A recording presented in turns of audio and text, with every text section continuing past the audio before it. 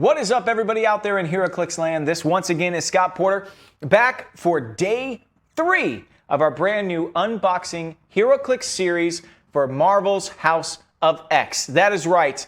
We are doing House of X, and we are doing it big in this unboxing series. Like I said, we're on day 3. If you missed day 1 and 2, pause, go back and watch. We'll wait for you. We'll be here when you get back.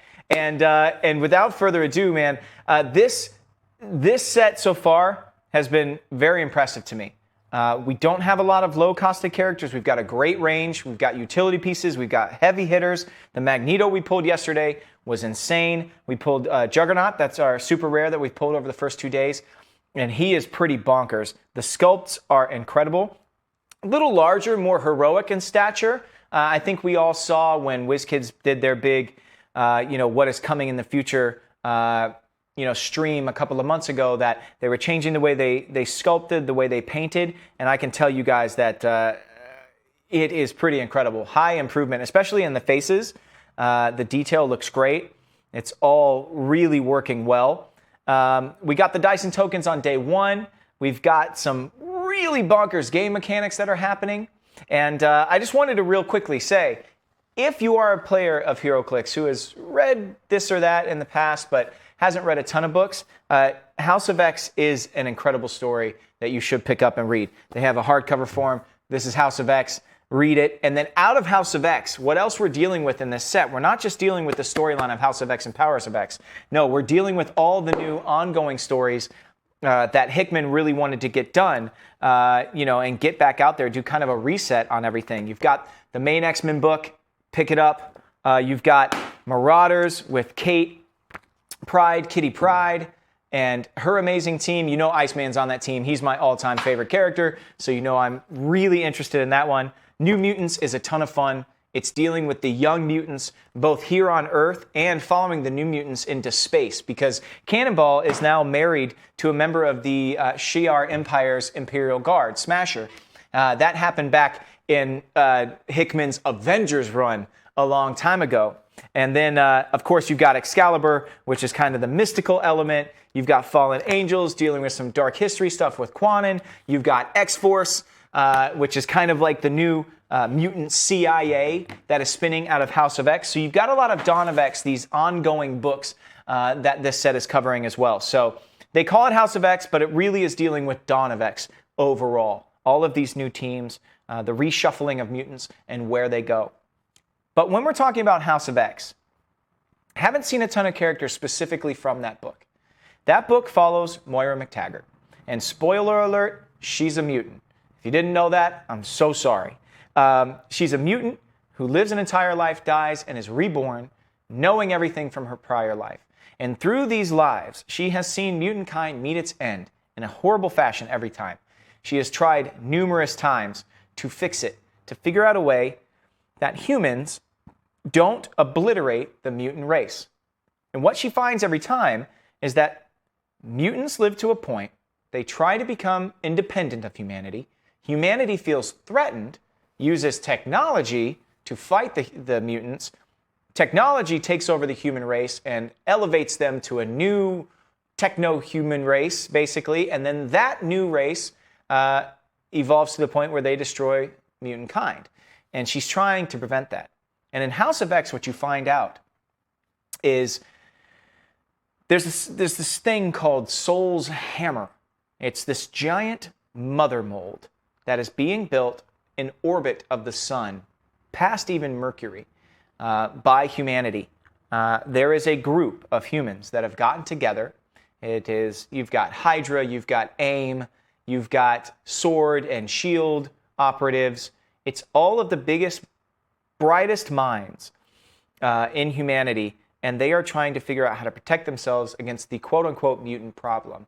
And what they decide is that they're going to build this thing called Soul's Hammer, where they build this mother mold, who mother mold spits out master molds, and if you know what master molds are, those spit out sentinels. So they're basically creating, but master molds had to be stationary. This mother mold is portable. It can move anywhere once it's fully built and fully assembled. And once that mother mold is built, that's the end. See, Moira found out that the first step in the humans and technology joining together, joining forces, was always the creation of the Sentinels by Trask, by Bolivar Trask. If you haven't read about that guy, go find him. And at one of her lives, she becomes an assassin, and she kills every single member of the Trask family. But humanity still finds a way to make a Sentinel. That eventually evolves into Nimrod. Humanity and Nimrod get together, and eventually the mutants lose every time. The one thing they hadn't tried was becoming this sovereign nation and just accepting that they were an evolutionary step and trying to become their own nation and trying to become self-sufficient and as non-threatening as possible.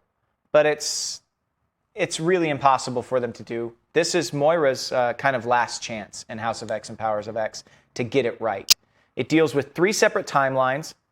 You deal with Moira's timeline, you deal with the X-Men year 10, and then X-Men year 1000, and you're kind of hopping all over between this stuff. If you've read Hickman before, you'll understand that he will tell you a one-page story about something that will become a full-blown, huge story plot point 40 issues from now.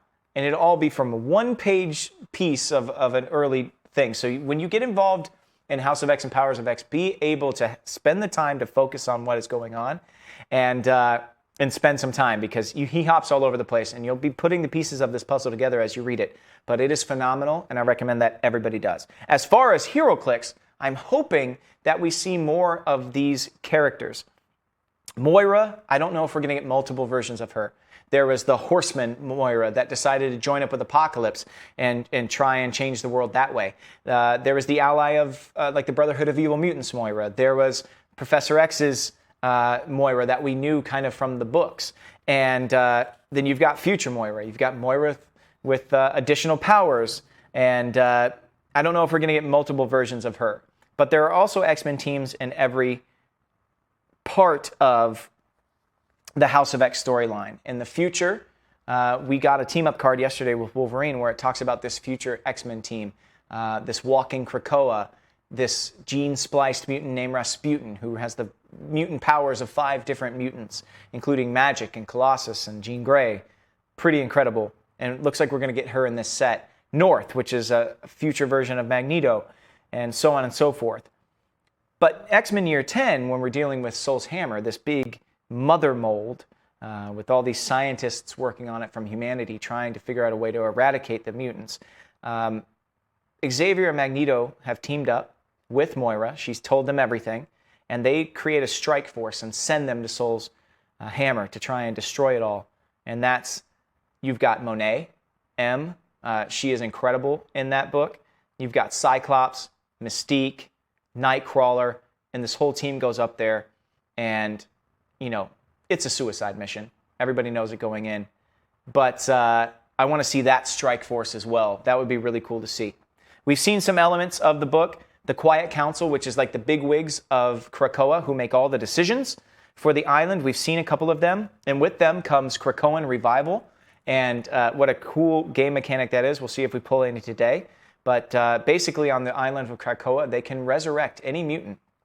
They have a data backup of their personality, and as long as they have some of their DNA, they have a group called the Five who work in harmony. That's Hope, Summers, and Egg, who is Fabio Medina, used to be known as Gold Balls. We've got Proteus, Tempest. They've got a lot of characters involved in this resurrection process.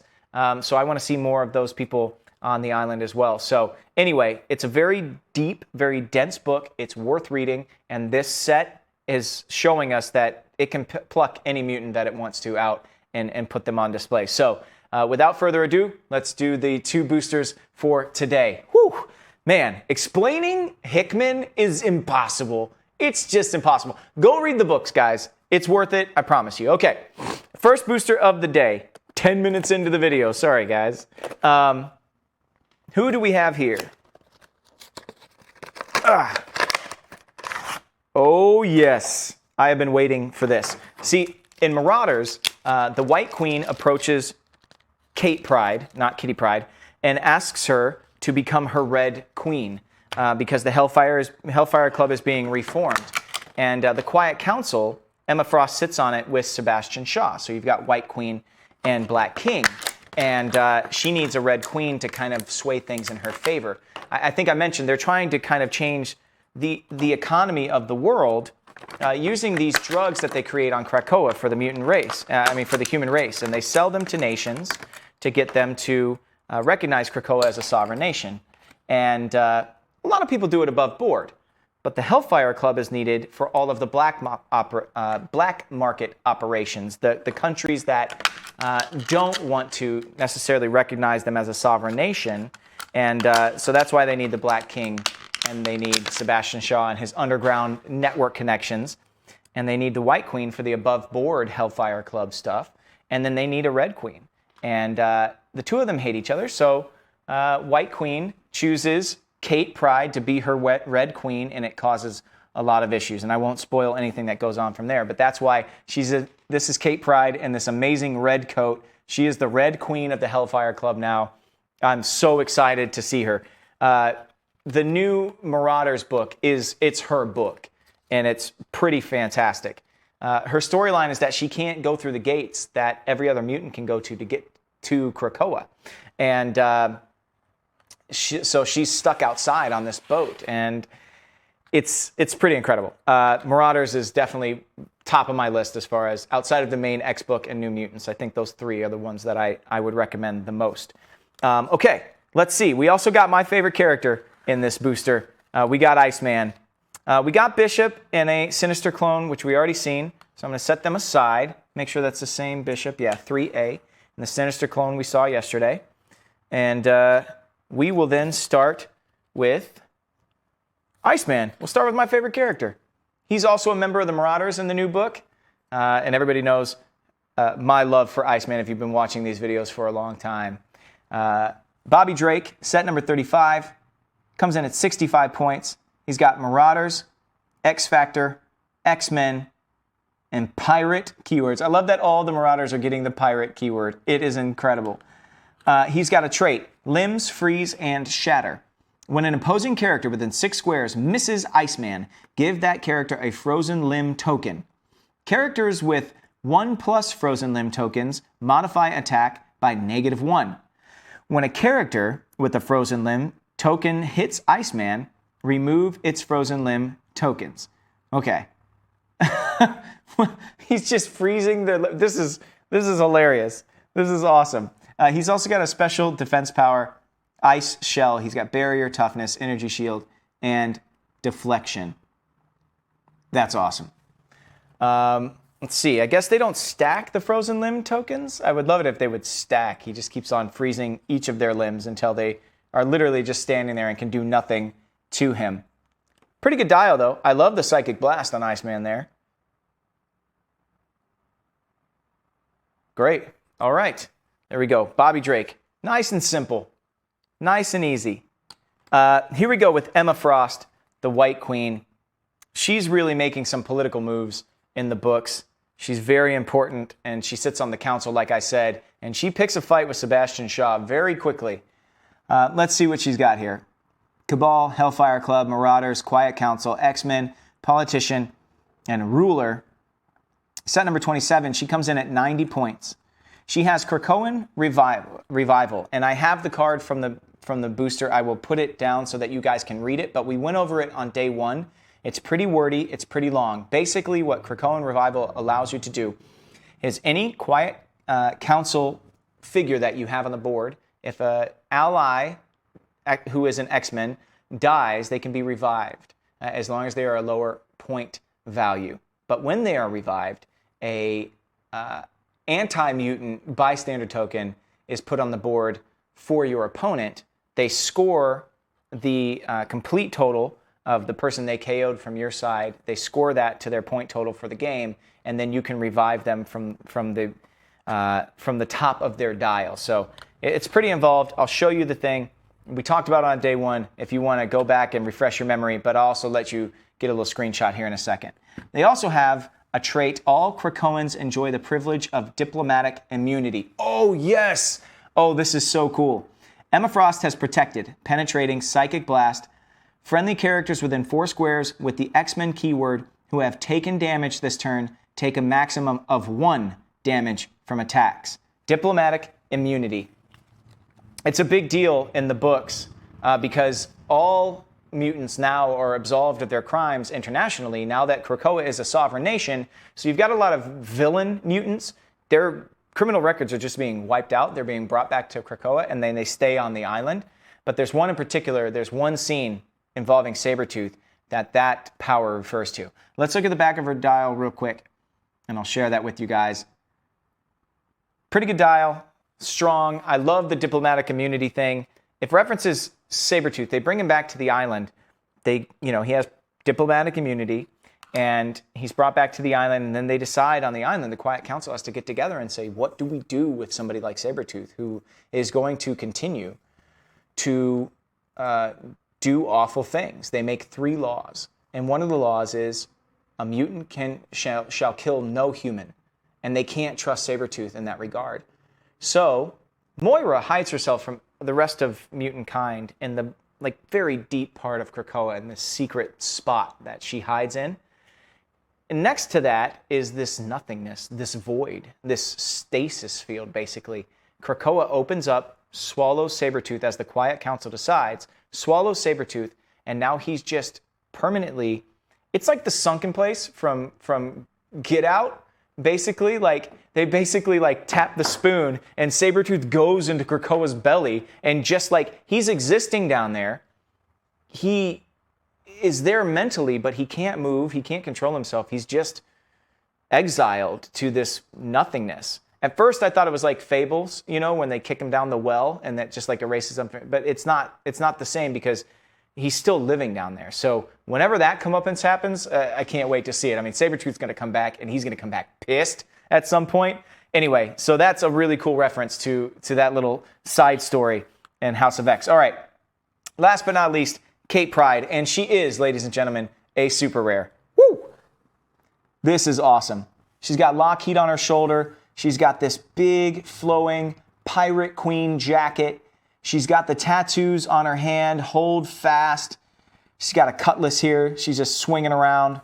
She's got Excalibur, Hellfire Club, Marauders, Quiet Council, X-Men, and Pirate keywords. She's set number 55. She comes in at 65 points. She has the Krakoan Revival trait because she's a member of the Quiet Council. She has released the Tiny Dragon trait. At the beginning of the game, generate a Lockheed bystander, which I'm sure we'll see on the back. She also has another trait, Confiscate and Disrupt Illegal Drug Shipments. Friendly characters with the Hellfire Club, Marauders, or Pirate keyword can use Steal Energy. When Kate Pryde moves through an equipped opposing character, after resolutions roll a d6, and on a 5 or a 6, that character unequips their equipment. We see her do that in the books all the time. She has a special movement power, Call Me Kate, the Red Pirate Queen. Phasing and teleport, sidestep, stealth, and she can carry 3 passengers with her. Pretty great Kate there. You see Lockheed on the back, 7 movement, 10 attack, 17 defense with energy shield deflection, some perplex. 6 clicks long. Her working in conjunction with Lockheed is going to be pretty nasty, pretty dangerous. Kate is, look, I've been a fan of Kitty Pryde off and on. She's never been my favorite character. I know Joss Whedon's Astonishing X-Men, the way that they were portrayed. I mean, she just rocketed to the top of people's lists. She never quite did it for me, but this version of her is hands down just fantastic. I think Duggan is writing Marauders, and if that is the case, doing a fantastic job. Let me check real quick. Yeah, Gary Duggan is writing Marauders, and if you're familiar with any of his work, this most especially does not disappoint. All right, moving on. Next booster. Woo! We got a super rare today. That's our second one. We got Juggernaut the other day, so that's pretty rad. Let's see here. Who do we have? Oh, shoot, guys. We just got a prime. And not only is it a prime, it's a super rare prime. That is insane. All right. We got a Psylocke. Let's see if it's the same one we already have. I believe it is. That's Quanon. We pulled her a couple of days ago. Oh, yes. Trinary. Okay. Trinary is very cool. So we just pulled her. We pulled Elixir, one of the 5. We pulled Tempest, another one of the 5. Tempest, Elixir, Trinary. Trinary and Tempest are much, much newer. Trinary is the newest here. But Elixir came from Yost, Kyle and Yost's new X-Men or X-Men Academy, which was just a series that is criminally underrated. And then here we go with the bad boy, the big Apocalypse Prime. So cool. Super rare Prime. I can go home. You guys know how it is. You get a super rare Prime, that's big time money right there. That is so great. I don't think I've ever actually pulled a super rare Prime in one of these unboxings. I think this is a first that we're seeing right now. So I'm super excited about that. All right, let's take a look first at Trinary. If you don't know who Trinary is, when Jean Grey came back and she said goodbye to the Phoenix Force, she started X-Men Red. You know, everybody knows X-Men Blue, X-Men Gold. X-Men Red was Jean Grey's return, and Tempest, Jean Grey set out on this mission to save mutant kind before Professor X and Xavier started doing it really in House of X and Powers of X. She had the same idea. She was trying to do it, but she was running into all these roadblocks. And Trinary was one of the first mutants she saved. And Trinary ends up taking over this Sentinel. You'll see what her powers are in a second, but she's a really cool character. I like her a lot. So here we go. Trinary. Excalibur, X-Men, Spy, keywords. Set number 14 comes in at 30 points. Please don't blow her up. When establishing themed teams, you may choose a friendly character with the robot keyword of 50 points or less. That character doesn't count against theme teams. Awesome. Okay. That's really cool. Any robot keyworded character can be a part of your X-Men team because Trinary will be controlling her. That's rad. Finesse, technopathy. I don't know. Do we say technopathy? Technopathy? I don't know. Tell me in the comments section. Finesse, technopathy. Outwit. When Trinary uses it, she may count range and draw lines of fire from a friendly character with the robot keyword. Ooh, okay. Shades of the old Professor X. That's awesome. Very cool, but only with the robot keywords. Take a look at her dial real quick. Short dial, but what she can do is very impressive. So you want to camp her in the back, get this robot that she is basically controlling, that she's using her technopathy on, and then you can just take pot shots from the back. Still, very cool. See, new characters. We never know what we're going to get in this set. I was not expecting her. I think in the ongoings, I think she's actually around like as like an assistant for Apocalypse on the island. So that's really cool to see. All right, Elixir. One of the 5. We'll take a look at his card. Joshua Foley. You know, Elixir came into the X-Men universe, you know, X-Men Academy, the whole thing. And man, he's been through it. He was with X-Force for a while. He has been a part of some major events. Really great character. The 5, Elixir. He's got Hellfire Club, New Mutants, the 5, X-Force, and X-Men keywords. Set number 17 comes in at 40 points. He's got a trait, the 5 Elixir. When a friendly character is chosen for the Krakoan Revival trait, after resolutions heal each character adjacent to them 1 click. Ooh, basically makes the revived character a little healing grenade. That's cool. They come revive you, place them on the map, and then boom, everybody gets a click back. Well done. Got a special damage power, Omega level healing. Support, but Elixir and his target may be adjacent to opposing characters. When a friendly character uses the X-Men team ability, increase their D6 result by +2. Ooh, that's rad. That's so cool. So a much stronger chance of healing a click when you're using the X-Men team ability. Plus, you can heal out of adjacency, which nobody else can do. I'm a big fan of Elixirs. A nice little power set there. And I promise you, I'll show you the Krakoan Revival card. But basically, a Quiet Council member has to choose somebody to revive. When they come back, if you have a member of the 5 on your team, they get that bonus right away upon their revival. So Egg had one as well. Elixir has one. Let's take a look at what Tempest does if you revive somebody with Krakoan Revival. Tempest looks great. The 5 X-Men keywords. She's a newer character as well. The 5, Tempest. When a friendly character is chosen for the Krakoan Revival trait, opposing characters can't use probability control until the end of your turn. Unstuck in Time is her other trait. Probability control, but may use it any number of times per turn. What? Targeting a different character each time. Are you kidding? When she uses it, except the first time this turn after resolutions, roll a d6. On a 1 or a 2, deal her 1 unavoidable damage and remove her from the map. If you do, at the beginning of your next turn, an opponent chooses a character on the map, place her adjacent to that character. Aha! Okay, therein lies the rub. I was waiting for the other shoe to drop, and it did, and it's pretty gross, actually, what can happen to her. The back of her dial, 50 points, set number 33, and you see her little 5-click dial there. Still, I was like, wait a minute, unlimited character to character to character probability control, but there's a lot of nasty things that can happen. If you roll that 1 or 2, you get removed from the board, and then your opponent gets to place her on the next turn. Not good. Not good. No bueno. Okay, here comes the Big Daddy Apocalypse. Let me just show you him first. Show you the sculpt here. He's big. Looks great. Really, really looks good. He comes in at 250, 150, or 100 points, and he is set number 59B. It makes me wonder what the A is, if this is the prime. I want to know what... That's the only problem. When you pull the prime, you're like, wait, what I want to compare the two of them. And I don't think we're going to get both of the Apocalypse here. Apocalypse, Horseman, Armor, Deity, Past, and Ruler. Oh, okay, here we go.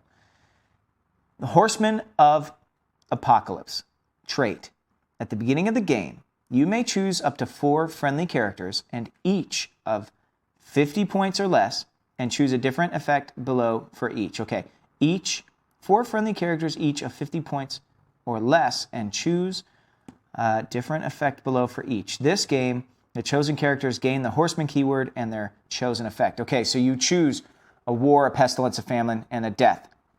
War gets super strength, Pestilence gets poison, Famine gets adjacent poison, opposing characters can't be healed, and Death gets exploit weakness. Behind the scenes, Apocalypse can't be targeted by opposing characters 5+ squares away. Celestial Tech, Apocalypse has protected against mind control, outwit, and penetrating psychic blast. Free, choose a standard power or giant range there. Apocalypse can use the chosen power or ability until your next turn. Colossal damage there. Remake the world to my vision. Friendly characters with the Horseman keyword can use steal energy. Look at the back of the card here. Nasty, nasty dial. Okay. So, in the books right now, I think that this is like the old school Apocalypse, creating horsemen, all of those things. Whereas in the current books, he's a little bit more laid back. I mean, he's still scheming in the background. At the end of the first story arc of Excalibur, when you're dealing with Otherworld and Morgan Le Fay, and Captain Britain's and the mystical element of it all. He's seen at the end of the book, he's kind of, I don't know, not autopsying, but he's definitely doing some shady behind the scenes stuff to Morgan Le Fay, who's supposed to be exiled, but apparently is in his lab downstairs. So he's still not completely on the up and up. But this one seems more like the we're going to conquer the world, humanity cannot stand before us, survival of the fittest Apocalypse. This seems like old school villain Apocalypse that we came to know and love in the books over time. This prime is pretty great. And creating 4 horsemen, it's so cool. 50 points or less, you pick 4 different characters and you make them his horsemen. So anybody you've ever wanted to be a horseman of Apocalypse, you can do it on your own as long as they're at 50 points or less. That's a pretty awesome dial. Super excited. Okay, we've got our 3 super rares. So the next 2 days, I guess what we're hoping for here is a chase. I don't think we're going to get another super rare. So now we just got our fingers crossed, right? But that doesn't mean we're not going to be pulling pretty amazing pieces. There's still a lot of characters we have not seen that I want to see. Moira is at the top of that list, has to be. Xavier up there as well. I love Cyclops. I'd love to see Cyclops and that whole family. the Summers house is actually on the moon. See, the cool thing about Krakoa is there's these flowers that grow on Krakoa. You plant a flower in the ground anywhere, not just on Earth, but anywhere in the universe, and it will grow a gate. And that gate is how you get back to Krakoa. So the Summers family lives up on the moon, actually. They live in a house. It's, Alex and Polaris, and then Wolverine and Jean Grey and Cyclops live in a house together. Jean Grey's room is in the middle, and Cyclops and Wolverine's are on either side. I don't know quite what's going on there, but they have their own house, and Corsair comes to visit and stuff, and so they live up on the moon. So Scott Summers, when he leaves Krakoa, he doesn't sleep on Krakoa. He goes back to the moon. There are gates on Mars. There are gates in the bottom of the ocean. There are gates everywhere. The gate to the Savage Land, a gate to every nation. And so it's very, very cool. So I want to see Cyclops. I want to see Havoc. There's a ton of characters. I just want to see everybody. It would be cool to see some of the villains. I talked about Soul's Hammer and the human bad guys. I'd like to see Dr. Gregor or Omega. Karima Shepardar, she's on their side. Omega, maybe, a Sentinel, maybe a Nimrod. Some of the bad guys from House of X and Powers of X. But right now, who can complain? I'm so happy. We're getting so many great mutants right now. There's really nothing to complain about. So that ends day 3. We've got 2 more days to go. A lot of characters to see. I hope to see you again tomorrow. Got to thank Hyper RPG Studios for having us here today. Check them out on Twitch and on YouTube. They cover everything from pop culture to comic books to video games to tabletop games to role-playing games.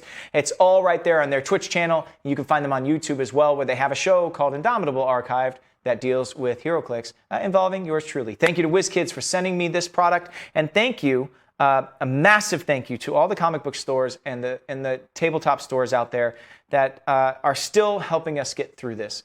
A lot of us in this country are still on lockdown. We're trying to figure out ways to spend our time. And the comic shops had a rough go of it, but they are providing a sense of community and entertainment for us as we go through this. So please support them. Order a case or a brick through your local comic book shop or gaming store, and help them out, just like they have helped us out our whole lives. That's it. Thank you to WizKids for sending me this amazing set to share with you guys, and I will see you tomorrow. And until then, may all your rolls be critical hits.